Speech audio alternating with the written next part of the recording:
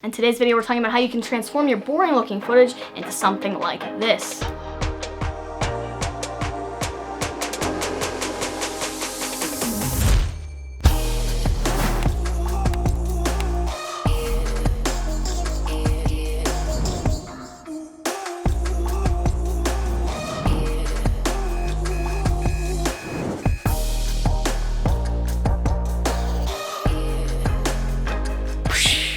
Hey everybody, and welcome back to the channel. If you're new here, my name is Sam Keeney. I make videos right here on YouTube all about filmmaking and content creation. If you're interested in learning and growing your craft alongside me, make sure you do subscribe to the channel and click that bell icon down below to be notified every time I post a new video. So today's video is going to be a little bit different than usual, as we're going to be talking about how to make boring looking footage look more cinematic. The thing that I've come to realize and what I want to share with you guys today is that the most important thing about achieving a cinematic look is that you tell a story. Now, this story doesn't have to be the most exciting thing in the world. Now, for the longest time, I thought that because I didn't live in a cool location and I wasn't going on a crazy adventures like snowboarding down a cliff or rock climbing or anything like that, that I wouldn't be able to tell a story and have cinematic looking footage. The truth is, I shot that entire sequence in my bedroom right here using nothing but the LED lights on my desk and my camera. So that's a simple story. I'm at my desk, I'm editing, I put my headphones on, you see the reflection of the screen in my eyes, you see the timeline moving, you see the video I'm working on, you see multiple different angles of me in the groove, and then my alarm goes off on my phone, which transitions into me talking to this camera and making this video. So no, you don't have to be doing anything crazy like hiking or jumping off a cliff or anything like that.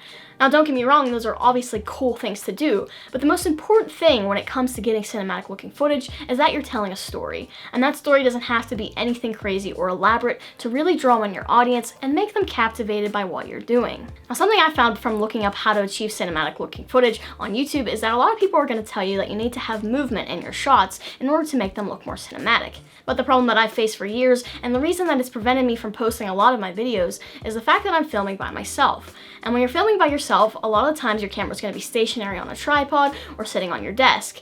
So how can you get movement in your shots when you're filming by yourself? So one of my best tips of advice is that make sure that you frame your shots pretty wide so you can add some motion and keyframes in post-production. Obviously, you're not going to be able to move your camera if you're filming by yourself, so having that extra space to be able to zoom in and out of your things, dolly in, pan, whatever it is you want to do is going to be really helpful to make your footage look more cinematic. So obviously, if you're shooting by yourself, as we've mentioned, you're not going to be able to have movement in your shots if you're actually in the scene. But what you can do is fake that you're in the scene. So as you saw, we had this zoom in effect of me in my chair, but I wasn't actually in my chair. I just put my shirt there, so it kind of looked like there was someone there, even though there was really no movement happening. It was so quick that you really didn't take the time to notice. And what I did was just put my camera on my gimbal and move in and out from my chair to create that kind of slow, cinematic dolly in and out effect. Now, obviously, if you don't have a gimbal, you can achieve this just by using your camera handheld and steadily walking back and forth, and moving in and out of an object is definitely going to help to make it look more cinematic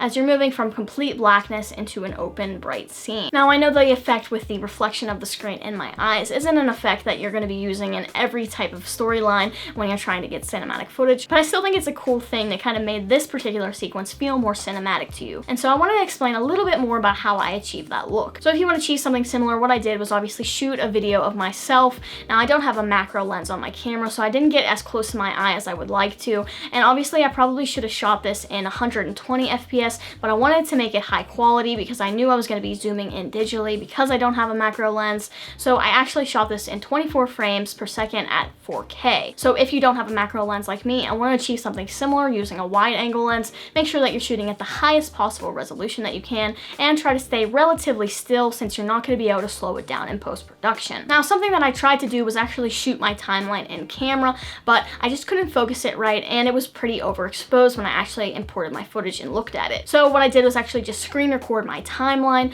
and then shrink that down and create a mask. Now, you can do this in both After Effects or Premiere Pro. I just did it in Premiere Pro for the simplicity of it. So what I did was select my screen recording layer and click on this ellipse tool and create a mask around that layer and position that over my eye. Then I went ahead and clicked the keyframes for mask path after I thought I got it pretty good on my eye and just went frame by frame and repositioned it as I moved so that it looked like the reflection was in my eye. The last thing you're going to want to do is just go ahead and lower your opacity opacity to make this look a little bit better. And you can also increase the feather on the mask to make it a little bit wider and a little bit softer as well. Another thing I did to just kind of make the scene a little bit more dynamic was actually just add some keyframes and digitally zoom into my eye on the last frame, and then transitions from the shot in the reflection of my eye into the actual shot, which was supposed to be on the screen. So this was just a simple and creative way to make my shot feel a little bit more dynamic and feel more cinematic. So when you're planning your shots and you're thinking of things like this, think outside the box. You don't have to just have cinematic shots of you moving your camera left and right, zooming in and out.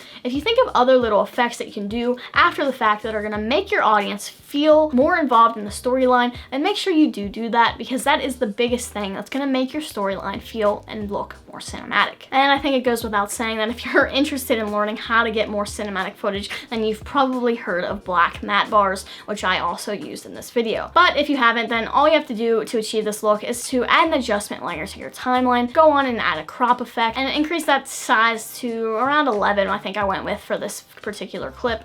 And you can animate these coming on and off by just setting keyframes to be 0, and then increasing them where you want them to start to whatever percentage you chose. Like I said, I think I went with about 11 here. And as you can see, that just makes our video look widescreen, which ultimately makes it feel more like a movie and feel more cinematic. Well, I think that's going to wrap up today's video. I do appreciate it if you made it to the end of this video. I know this is not our typical content, but I want to continue to grow and become a better filmmaker and content creator in general, so I do appreciate if you stayed throughout this entire video. Now make sure you click that like button and subscribe to the channel, turn on notifications, and I will see you all in the next video. Peace!